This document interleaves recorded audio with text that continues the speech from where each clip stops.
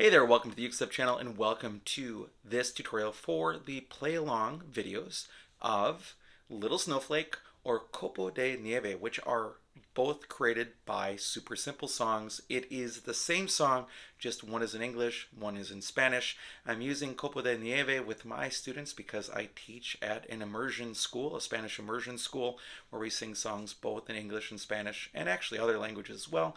But it's a great, pretty little song. It is on Super Simple Songs website, so you can watch the video there. The lyrics are there, and actually if you play piano, the piano music is there as well. So if you're interested in that, please check that out.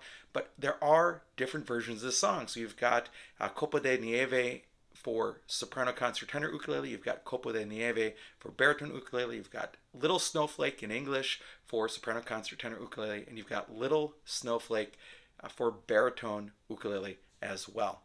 What I'm going to do in this video is I'm going to show you how to play the chords on soprano, concert, tenor ukulele. Then I'll show you how to play the chords on baritone ukulele. Then I'll talk about strumming, some ideas for strumming that you can use, and that'll be the whole video, and we'll wrap it up at that point. If you like the chords you see here, you can find the chord chart at my website at UkeStuff.info. Again, the actual sheet music is available, at least in English, for Little Snowflake at supersimplesongs.com. If you want to support the work at this channel, there are three things you can do. You can like the video, you can subscribe to the channel, and third, you can always buy me a cup of coffee to say thank you for making this content at www.buymeacoffee.com/UkeStuff. I'll also mention that I do have a collection of 52 chord melody arrangements available for purchase also at my website at www.buymeacoffee.com/UkeStuff as well.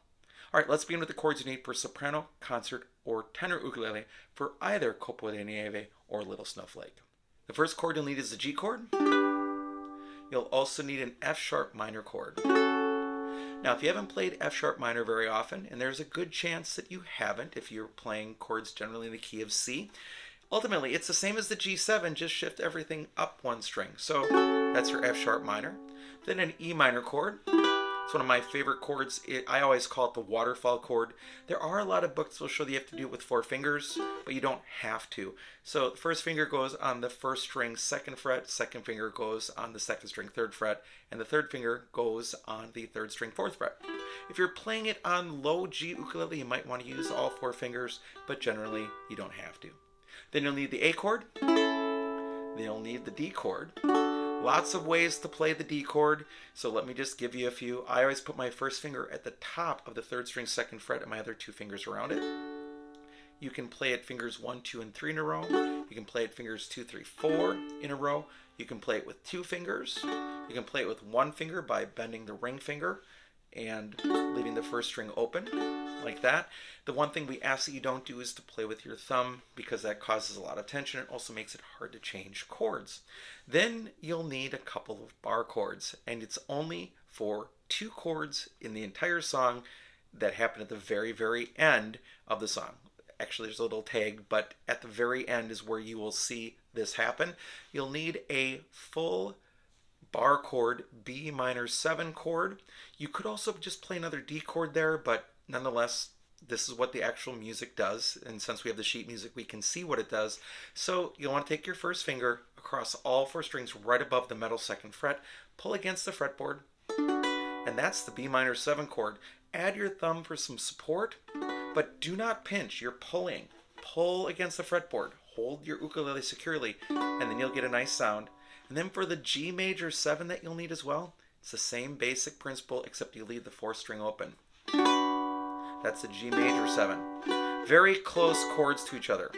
And if you don't want to play the G major 7, you could just play another G chord in its place as well. It will fit, but the actual chords are the B minor 7 and the G major 7 as well. And those are the 7 chords you need to play Copo de Nieve or Little Snowflake on soprano, concert, or tenor ukulele. Now let's talk about baritone ukulele. For baritone ukulele, we'll start with the G chord. Now let's go to the F sharp minor chord. You're going to have to make a bar chord here. So you're going to take your first finger, put across all 4 strings right above the middle 2nd fret, and pull against the fretboard. Now, that should give you most of the sound that you need without your thumb being there. Add your thumb for some support and pull against the fretboard. Now, if this is an extremely hard chord for you to play, you might want to have the action checked on the nut side of your instrument, because if the strings are too far off the fretboard, it can be really hard to pull and can also pull the ukulele out of tune when you do that. So you want nice slow action, particularly on this end of the instrument when you're playing these bar chords up here.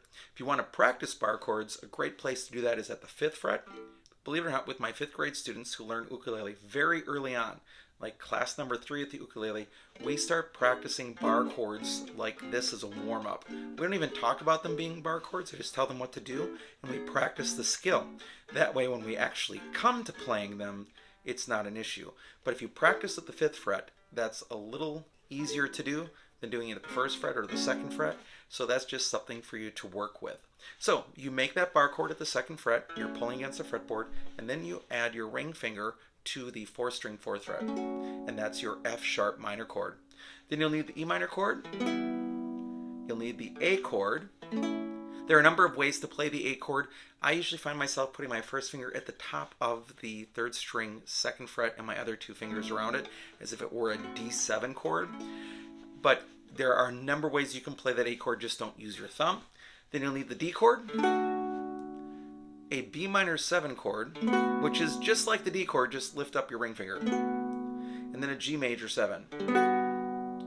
And those are the 7 chords you need to play Copo de Nieve or Little Snowflake on baritone DGBE ukulele. Now let's talk about strumming. As it comes to strumming, first and foremost, there was no ukulele in the original version of this song, so there's not one single right answer. So ultimately, if you're following the rules of strumming, and I'll go over those in a second, you're right. So even if you don't do what I suggest, which absolutely I encourage you to do, if you hear something else, do it. But if you're doing something else and it fits the rules, you're right. So let's go over those rules. First of all, you have to play the right chords, right? That should seem self-evident, but if you're playing the wrong chord at the wrong time, that's not good, especially with the play along. So play the right chords, and then second, play the right chords at the right time in the right tempo. So as long as you're following the right tempo and you're changing chords at the right time, you're good. And then third, make sure that what you're strumming fits along with the style of the music. So in this case, if you're doing something where you're playing like an island strum, which is a very common strum with ukulele, which is down, down, up, down, up. And if you're going really fast,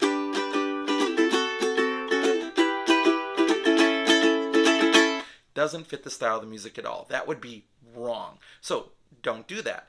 But as long as what you do fits with the music, that's great.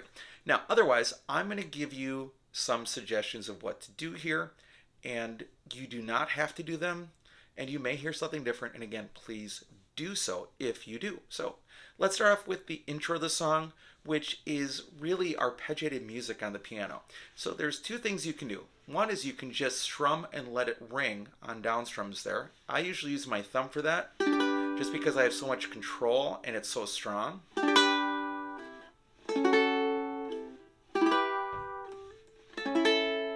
That works.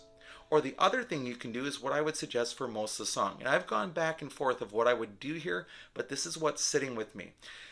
There was a very influential ukulele player who passed away a couple years ago by the name of Mike Lynch. He was one of the early YouTube personalities, an older gentleman who was very friendly, very outgoing, shared a lot of his stuff. He still has arrangements available for purchase. His wife still sells them if you're interested. But Mike, by the way, Mike is the guy who I learned the idea of starting at the 5th fret with bar chords, if you watch the baritone part of this tutorial. But one of the strumming techniques that Mike liked to use was a picking pattern where he'd pick the 4th string, 2nd string, and the 1st string like a claw, and then pluck something else. Now there's all sorts of other things you can do with that once you pluck the claw, but in this case what I hear is you pluck strings 4, 2, and 1. You leave out 3, right? You don't have to play all 4 strings at once, you're just playing 3 strings. And then with your thumb, you play string 3, and then string 2, and then string 1. That seems to work best for the whole song, whether you're playing high G, low G, or baritone. Let me show you. Even on the intro.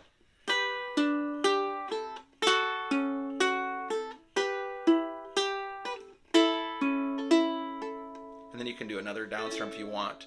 And then you get into the D chord.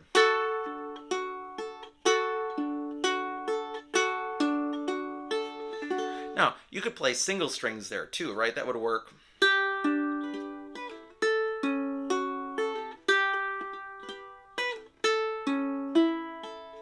I kind of missed one there, but that's okay. And that's just going 4, 3, 2, 1. But there's something neat about going 4, 2, 1 that's strong at the intro. Now, if you have a low G or a linear instrument, like this one, this is a tenor ukulele, yes, that 4, 2, 1 with the picking still works very well.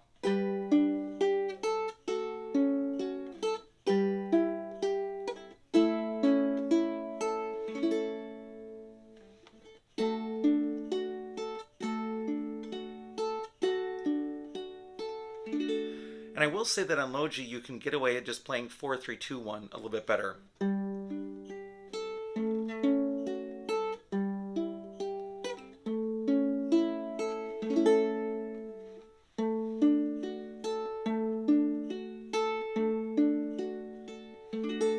And incidentally, I do plant my pinky on my fretboard when I pick. It just gives you more control. Some teachers don't like that at all and just want you to float, but in my case that works better. If you're going to use if you're just going to go 4, 3, 2, 1, you may also want to use just finger P-I-M-A, pulga, index, indicio, medio, and anillo. You may want to go P-I-M-A with 4 fingers instead. That would work as well. But generally I find myself picking most of the time, as do many ukulele players, with just 3 fingers. So that would work really well for the whole rest of the song. So that 4, 2, 1 pattern I think really works even when you get into the main part of the song.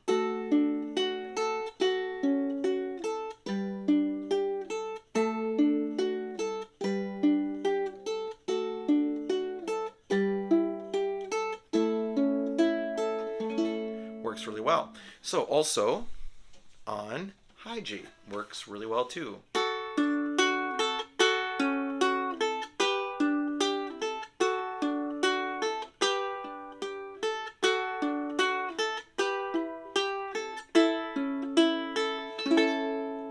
How about baritone ukulele?